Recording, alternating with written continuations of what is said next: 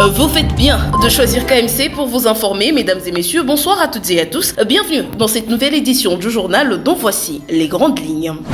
Dans un communiqué rendu public, le ministère des Affaires étrangères a annoncé le lancement du nouveau passeport biométrique congolais. Ce document, qui comprendra 38 pages, va renforcer les éléments de la protection avancée contre la fraude. Le président de la République, Félix Tshisekedi, a reçu ce mardi dans la soirée, dans son bureau de travail à la Cité de l'Union africaine, une délégation des parlementaires francophones pour une mission visant à restaurer la paix dans la partie est de la République démocratique du Congo. Voilà tout pour les titres, madame, monsieur. Place à présent au développement dans ce journal.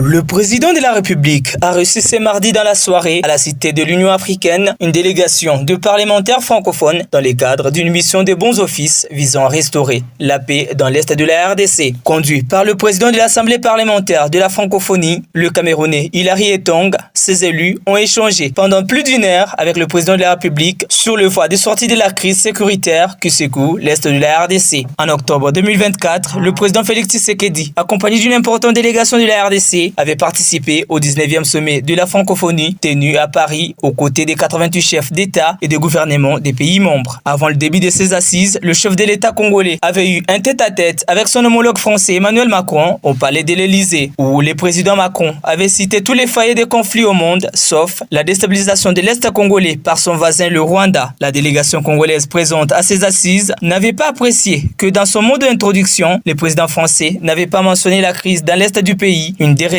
qui ont amené le président Félix Tshisekedi et sa suite à ne plus participer aux séances à huis clos tenues l'après-midi au Grand Palais de Paris en guise de protestation en tant que premier pays francophone. Depuis un certain temps, les relations entre les deux pays cherchent à se rétablir. Cependant, la République démocratique du Congo attend de la francophonie des signes concrets et de solidarité.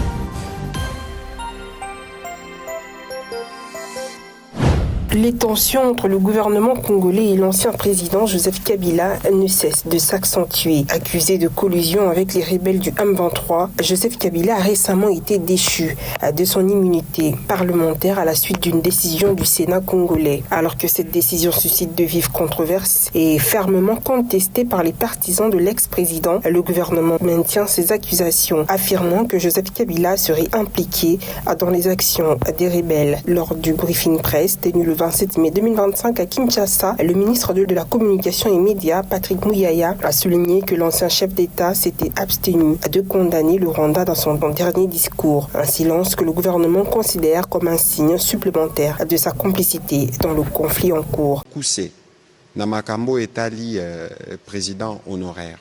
Il y a liboso, il faut que ceux qui Sénat, ceux qui Bolanda qui débattent dans le Sénat, à la demande il y a auditorat ou comment qui va lever ba immunité naie, ce n'est pas parce que alobaki a keigoba. Non. C'est parce que ba service va découvrir que aza parmi ba oyo baza ko soutenir Bitumba. La preuve au-delà à maloba naie, est-ce que possible oyo kaye alobi que tozo condamné Rwanda. Ba rapport nyonso, il y a conseil de sécurité, il y a bamboka nyonso ba sanctionnati na Rwanda. Est-ce qu'il y a makambo ya lobaki boyoka ki sika tatanga ki kombo ya Rwanda? Donc, eza ba raison ana nyonso parce que yaza président honoraire azana mobe komobimba une loi oye pesa ligne de conduite ya oyo akoki kosala na oyo akoki kosala te. Lelo a se positionné comme chef rebelle. Donc, en dessous il y a président rwandais, il y a mi bimisi.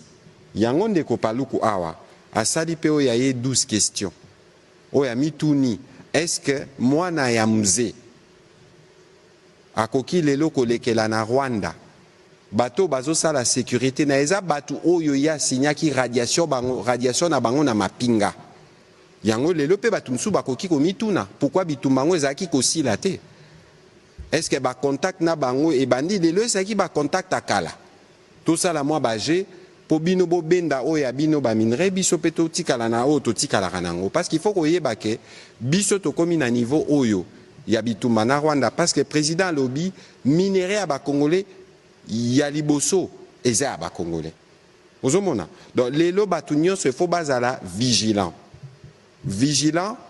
parce que biso to lingi bitumba wane sila L'air nalobaki aza l'homme du passé parce que ba oyo nyonso azosala eza kozongisa biso sima.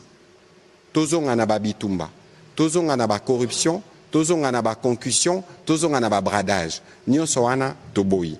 Monsieur le ministre, je vous laisse la dernière minute pour vous... De leur côté, les proches de Joseph Kabila ont annoncé qu'il entamera à partir du mercredi 28 mai 2025 à Goma une série de consultations citoyennes. Cette initiative vise à recueillir les préoccupations et propositions des différentes composantes de la société congolaise face aux défis majeurs que traverse actuellement la RDC.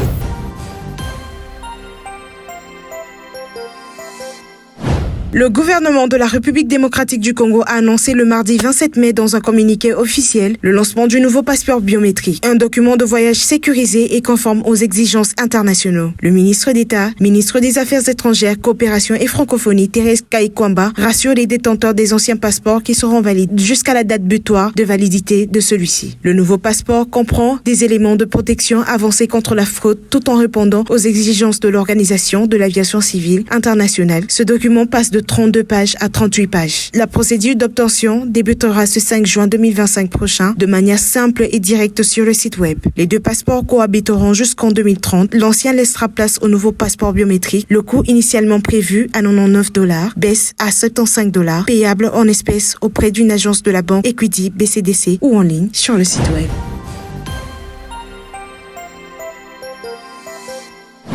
À quelques jours du lancement hors session de l'examen d'État édition 2025, prévu le 2 juin prochain sur l'ensemble de la RDC, l'inspecteur principal provincial du Congo central 2, Mme Véronique Atanjo Onokoko, a tenu une réunion préparatoire ce mardi 27 mai dans la salle polyvalente de la sous-division de Mbanza-Ngungu 1 à Mbanza-Ngungu avec les inspecteurs de sa juridiction. L'objectif est de les remettre à niveau dans la gestion d'un centre de passation du hors session de l'examen d'État. Après son mot d'orientation, l'IPP a procédé au rappel de quelques engagements compris ses inspecteurs à l'issue de l'évaluation des activités scolaires de l'an 2024. La réunion technique d'aujourd'hui va nous permettre de remémorer des actes que nous posons une fois là.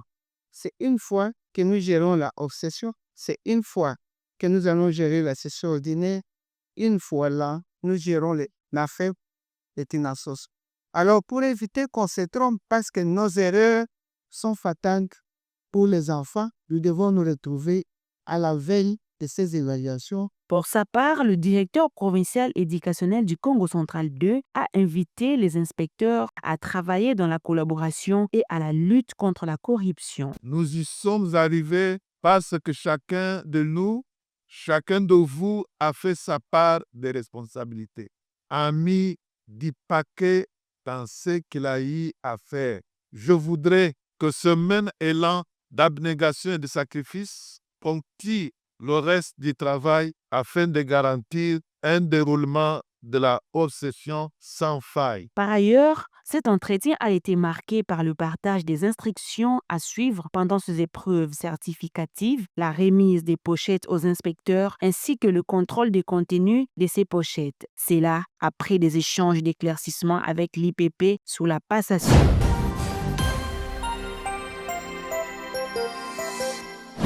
À l'approche des examens d'État, un tournant décisif dans le parcours scolaire des élèves congolais, les autorités éducatives du pays intensifient leurs mesures. Avant de la tenue des examens d'État, un communiqué officiel daté du 26 mai 2025 annonce une nouvelle directive. Il s'agit de l'interdiction formelle des regroupements clandestins, dite maquis. Ce rassemblement qui vise à organiser les examens d'État, souvent organisés loin des établissements scolaires agréés, sont perçus comme une menace pour l'intégralité du système éducatif. Selon Hubert Sefou, l'inspecteur général de l'éducation nationale et à la nouvelle citoyenneté, ces maquis font souvent l'objet des critiques concernant leur organisation non conforme et l'absence de contrôle officiel, ce qui engendre une intégralité parmi les candidats. Cette décision intervient dans un contexte où le ministre de l'Éducation nationale a quant à lui confirmé le calendrier des examens pour l'édition 2025. La session spéciale, dite hors session, débutera le 2 juin, marquée par l'épreuve incontournable de dissertation. Dès le lendemain, le 3 juin, les épreuves classiques s'enchaîneront, suivies de l'oral de français du 4 au 7 juin et de la pratique professionnelle prévue du 9 au 14 juin. En parallèle,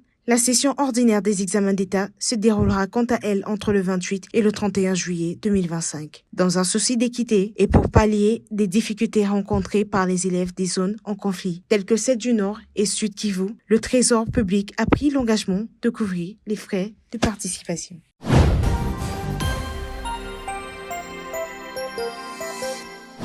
Le monde célèbre le 28 mai de chaque année la journée mondiale de l'hygiène menstruelle. Une journée qui vise à encourager la sensibilisation des femmes, surtout les adolescentes, sur la façon de se comporter pendant la période des menstruations. À cette occasion, les fonds des Nations Unies pour l'enfance, UNICEF, estiment qu'en Afrique, 66% des filles ne disposent pas d'une bonne information sur la menstruation avant d'être confrontées à leurs premières règles, ce qui rend l'expérience négative et parfois traumatisante. Surtout que maintenant dans le monde, et en RDC, avoir ces règles est un sujet tabou. L'instauration de cette journée remonte à 2014, avec pour but de rompre le silence et à diffuser l'information pour permettre à la communauté en général et à la communauté scolaire en particulier de communiquer et d'échanger sur l'amélioration de la gestion de l'hygiène menstruelle. Elle a aussi pour but d'interpeller les décideurs afin d'améliorer les infrastructures sanitaires en milieu scolaire dans le but d'augmenter la fréquentation scolaire des filles, leur participation et leur maintien à l'école, même pendant leurs règles. Pour rappel, cette journée porte son choix sur le 28e jour du mois en pensant à la durée moyenne d'un cycle menstruel. Le mois de mai est quant à lui le 5e de l'année, soit le nombre de jours moyens de la durée des règles.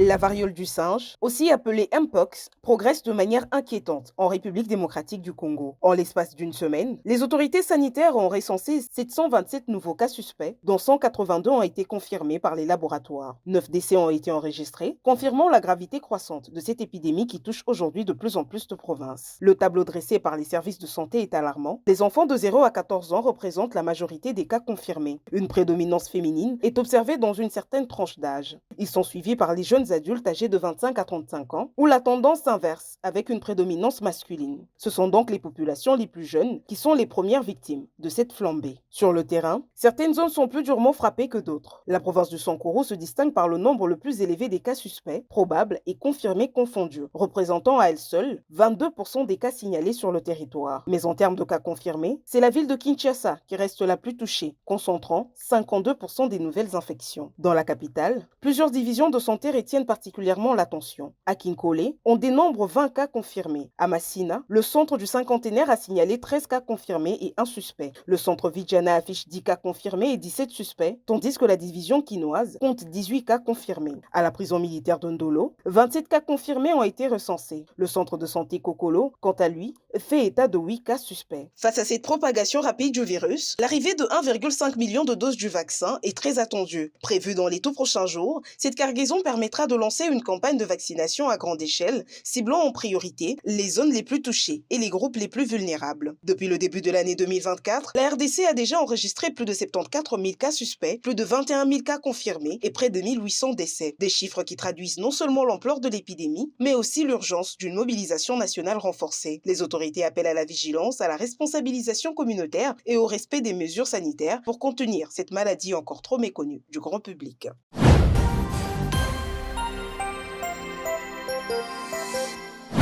Le Betis Séville affronte Chelsea ce soir à 20h au stade municipal de Wrocław en Pologne pour le compte de la finale de l'UEFA Conference League, un match forcément historique pour les Verdones dans une compétition interclub européen. Créée en 2022 par l'UEFA sous le nom de la Ligue Europe Conference et renommée cette saison Ligue Conference, la compétition s'apprête à vivre une finale fortement historique ce mercredi en Pologne. En fait, ni les Betis, Séville ou Chelsea n'a remporté le tournoi jusqu'alors. L'AS Roma a ouvert la voie, suivi de West Ham et de l'Olympiakos de Pirée. L'enjeu sera important pour le club de Bakambu qui disputera tout simplement la première finale européenne de son histoire. Et cela n'a pas échappé à son entraîneur Manuel Pellegrini qui vivra sa première en tant qu'entraîneur à une telle altitude. En cas d'une victoire des Andalous, l'international congolais Cédric Bakambu pourrait devenir les favoris pour le prochain Ballon d'Or africain et sera ainsi le premier des internationaux congolais à soulever un titre européen avec son club. Si une victoire ne changera rien pour le Blues, déjà qualifié pour la prochaine Ligue des Champions et un palmarès bien fourni au niveau continental, le vert et blanc veulent saisir la chance de décrocher les premiers titres européens de leur histoire.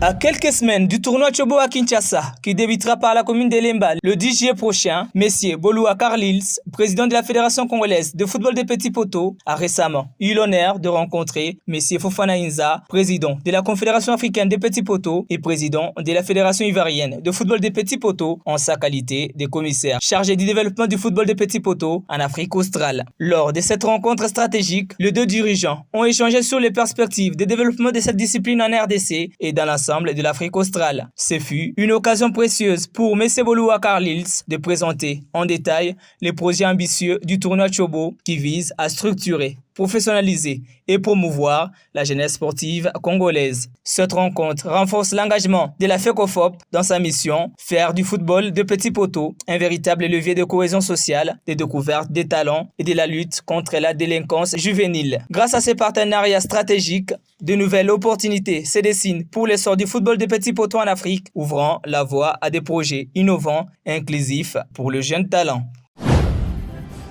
Ce journal est terminé, mesdames et messieurs, je vous en rappelle les principaux titres.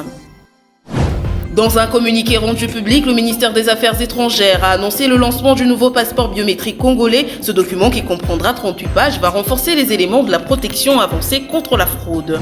Le président de la République, Félix Tshisekedi, a reçu ce mardi dans la soirée, dans son bureau de travail à la Cité de l'Union africaine, une délégation des parlementaires francophones pour une mission visant à restaurer la paix dans la partie est de la République démocratique du Congo.